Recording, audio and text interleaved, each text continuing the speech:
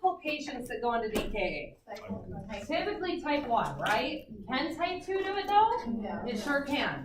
Typically, this is typically going to be my type 1 diabetic. What is happening in diabetic ketoacidosis?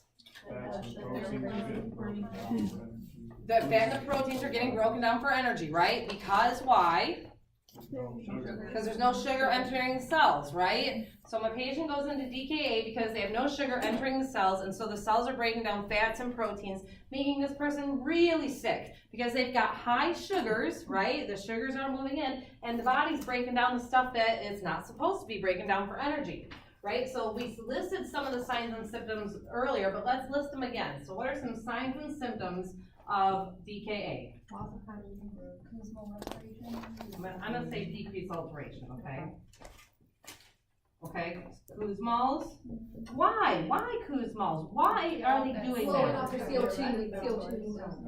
Because what's happening? Yeah. Acidosis, right? They're acidotic, so the body's trying to compensate. So Jamie has this really cool thing called Rome and shows the ABGs and what the pH and all that stuff is supposed to be. And so what's happening here is this person's acid is getting too high, so it's metabolic, right? So what's trying to compensate? Respiratory, right? So remember, we haven't done it yet, but I think you guys covered it somewhat. MedSurg 1, that sounds like. So if my body metabolically is got an acid problem, then my lungs, my respiratory system is going to try to correct it. So that's why Kussmaul's respirations, because it's trying to blow off CO2, right? Because that's what's building up acidosis, right? So I'm trying to blow that off to try to correct the problem. The body's just trying to compensate. Is it going to work? Nope, sure isn't. Okay. So and remember, this is going to smell fruity. It actually, to me, smells a little more alcohol-y. But when those times I've smelled it, but everybody kind of smells differently, right? So they call it fruity breath. All right. What else am I going to see? 3 Ps. 3 Ps. Dehydration. Dehydration. Weakness. Vomiting, shock, coma. Yeah, it can get that bad, right? Besides the Kussmaul's respirations, what is something else that this patient might exhibit? We mentioned it in the last class, and I've already lost it on my memory. Irritability. Irritability symptoms. Yep, we have that. Hot skin. Like that warm Clammy. What on earth am I thinking of? Hold on, I gotta think of this thing. So like flushing, like if you flush, What's that? do you have like flushing? Could have flushing. You wrote on the first board, you had 2 things that you wrote DKA next to. Yes. It was fruity breath and Kussmaul's breathing. Oh, well, that's the same darn thing. So you covered it. I covered it. All right, that's why, because I was like, I could swear I used 2 different things on there. That's why. So it's going to end up being the same thing, correct? So they're trying to correct an acid problem, right? Because now they have an acid problem because they've been breaking down fats and proteins for too long, and all this sugar is built up inside their system, so they're getting really, really sick. So how am I going to fix this? What am I going to do to fix this? Does anybody know? Give fluids and insulin. And the fluid is going to depend on the doctor, okay? I've seen them give normal saline. I've seen them give D50. I've seen them give lactators ringers. I've seen them give all kinds of stuff. It's crazy. Just it depends on the endocrinologist and what they want to give. Oh, you mean D5W, not. Or I'm sorry, D5W. I'm so sorry. I was like, no, not D50. Erase that. D5W. Yes. Yes. No, not D50. Not D50. You're going to give D50 if you went and ran your insulin way too quick. Okay, then you'd give some D50. No, D5W. So it just depends on what the doc feels about the labs, because this person's labs are all out of whack. I mean, every single lab is messed up in this patient. So we're going to be replacing stuff like crazy. We're going to be replacing potassium. We're going to be replacing magnesium. Anything that we can replace, we'll be replacing it because their labs are so messed up always. So we're doing all these replacements. We're giving fluids and insulin. The insulin's going where? What location? In the IV. Regular only. Regular only, because can I put any long-acting into an IV? No, I cannot, ever, ever, ever, ever, okay? That's a never thing. We're never gonna see that, okay? We do not put long-acting insulin into an IV. The only kind is regular. And what are my two regular insulins? No, well, I didn't mean that. Oh. What acting ones? Sure. Rapid. Rapid and short. Rapid and short, okay? I'm more concerned when it comes to talking about insulins that you understand rapid, short, intermediate, and long, okay? Now, we all know Lantus is long, right? We're definitely good on that. And then we know the Humalog, right? It's gonna be a regular insulin. So, like, we know these things because we work with them all the time. But do I want you to know that big list of insulins? No, you do not need to know that. More concerned with this, because guess what? When you go to grab your insulin, it's gonna say right on the bottle what kind of insulin it is. It's gonna tell you what it is, so you can easily look at that by yourself, okay? In farm class, maybe that was more important, but for here, I'm more concerned about rapid, short, intermediate, long-acting insulins. Do you know when they are gonna start? Do you know where they can go? Do you know the route and all that stuff, which is what we're gonna cover on Monday, okay? Okay, so I'm gonna give insulin, I'm gonna give regular, either rapid or short, probably short. I'm going to be replacing all kinds of electrolytes, because this person's real sick. I have a Like, question. yes, Going back to that real quick, just to make sure I'm clear. So for insulins, just know, the rapid acting, you don't need to know so much the brand or the names of them? correct. Just the onset piece? Not for me, maybe Okay, later for- on you yeah, will, for but this time. no, you do Okay. not. There will not be any, and if I write a question that says, patient's going to get Humalog, let's say, I'm gonna write right next to in parentheses, Okay. short, okay? I'm not interested right now in you guys knowing specific, because I know as a nurse or a nursing student, when you go into the med room and you pick up your bottle, you're gonna look to see what kind of insulin it is. You're gonna see the name right there. Will you get used to them as you use them more and more often? Of course you will.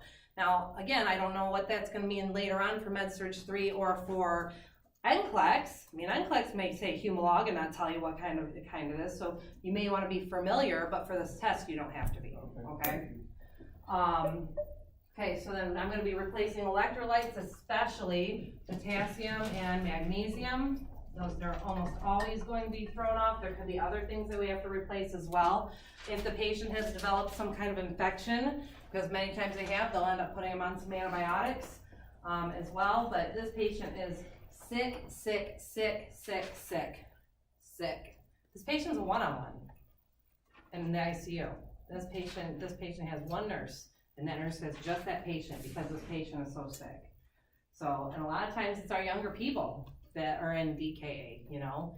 I took care of multiple people in DKA, but typically everybody was under 30 that I took care of that had DKA. So, things change for people with diabetes when they get sick. So like when they're sick, like maybe not necessarily this, but when they're just sick with some kind of like flu bug or virus or something, their insulin sometimes needs to be adjusted, because sometimes they'll call them sick days for the patients with diabetes, and they'll have to actually adjust their insulin that they're giving themselves because the body acts differently when it's sick, right? Yep. And then, it will. And then even like with exercise and stuff like that, you know, sometimes they've got to account for all that stuff as well. So, you know, that's something more if you become a diabetic educator, then that you'll know much better and be well versed in it. But this is DKA. The spelling with the ketones. Oh, right. Yep, ketones. That's a huge one, right, actually? This is gonna be, the ketones are gonna be spilling in from the urine, right? Well, where do ketones come from? Breakdown of fats and That's right, the breakdown of fats and proteins, right? So what is like the indicator for the lab value, right? Is there a certain, like, once you get over 700 on your... So what they will see, first of all, the patient is sick, right? I mean, the patient's gonna be ill when they come in. And if they know they have diabetes, really especially if they're type 1, they're instantly going to get a urine and a blood draw. And so in that urine, they're gonna see all these ketones are spilled in there. And then I might see the other things like the respirations, try and fix the breath and that kind of stuff, the 3 Ps I may see, or they may be extremely dehydrated. And then my labs are gonna be all kinds of out of whack. My magnesium's gonna be off, my potassium's gonna be off, my B1's gonna be high, okay? Not my creatinine problem. My creatinine might not be. It just depends on how bad this has gotten. The kidneys couldn't start to shut down in this. So hopefully it's only the BUN indicating dehydration for this patient. But it's, I mean, they're sick cookies. So they pretty much always go to the ICU, and they're usually there for minimum, I would say 3 days, but we've had them there longer, you know, and then they even still have to continue to be treated and go to step down and all that stuff before they they don't go home from the ICU. So that's diabetic ketoacidosis. Any questions?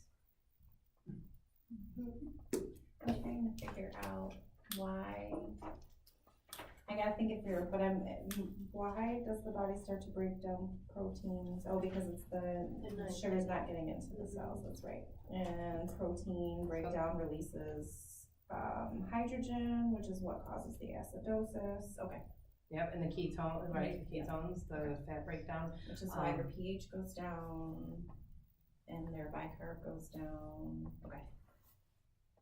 And because it's metabolic acidosis, Right. right? So the pH is gonna be like 7.0. Correct. And their Yep, bicarb is gonna be like 20. And that's gonna be another thing that they're gonna see with the labs. Yeah, They're gonna pH. see the pH. They're gonna see that the pH is that they're in acidosis instead of being where they should be, so. And that's actually sometimes how people get diagnosed. 100%. I mean, many times. Yeah. It's because they're in diabetic ketoacidosis is why they do. They are sick. I mean, sick. The guy that I was telling you guys about, his blood sugar was, Hurley told them they hit his sugar, and that was the highest that doctor had ever seen, and I think he said it was 1,300. Wow. He should have It's hard for me also. Oh, his wife, so he's a youth pastor at a church, and his wife was just like, I thought he would gone crazy. I thought he's gonna die. He's gone crazy. Something's wrong because of how he was acting. She said she'd never seen anything like it. So My girlfriend's 1-year-old just had DKA